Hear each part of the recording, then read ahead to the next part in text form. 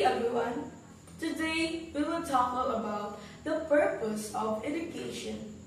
People often think that education is the key to success. And it really is.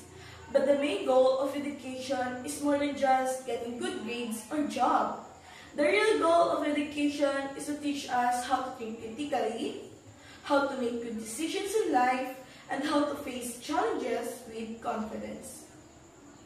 Education is about building character. It teaches us how to respect, to be kind, and it teaches us discipline. By education, we understand that success is not measured by medals or grade, but by how we treat others with respect and equality. Moreover, education prepares us to face the world because an educated person knows how to solve problems and keep forward in life. Let us study not just for the sake of our grades, but also for the sake of growing, learning, and becoming the best version of ourselves.